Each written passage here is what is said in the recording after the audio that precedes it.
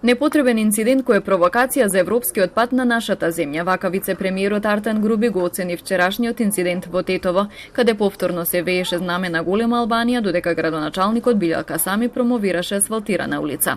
Според Груби, таквата иконографија нема да донесе добро и затоа смета дека треба да се игнорираат ваквите гестови.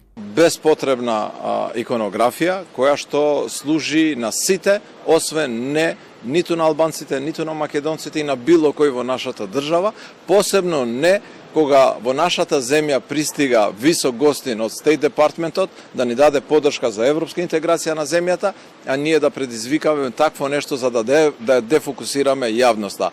Тој настан, тој вокабулар е само за самофакторизирање и служи на некои агенди кои што не го сакаат доброто ниту на Македонија, ниту на албанците, ниту на македонците и на било кој друг.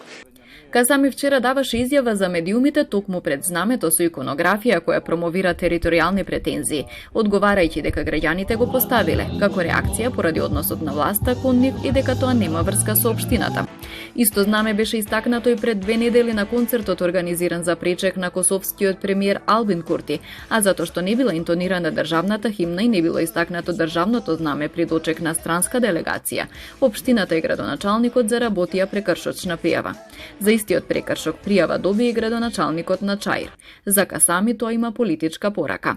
Јас сум цврсто убеден дека тоа е случај по политичка порака до мене и до сите кои мислат спротивно на ова влада, на овие политички партии на власт, дека ако работат спротивно на нивните партиски интереси, на нивните лични интереси, ќе можат да имат мојата судбина. Но веќе не само јас, туку сите граѓани не се плашат на ваквите уцени. Од МВР вела дека за вчерашниот случај СВР Тетово презема мерки за расчистување и ќе бидат преземени сите мерки и активности согласно законите. Инаку полицијата се уште трага по лицето што го вееше знамето на голема Албанија на 11 август.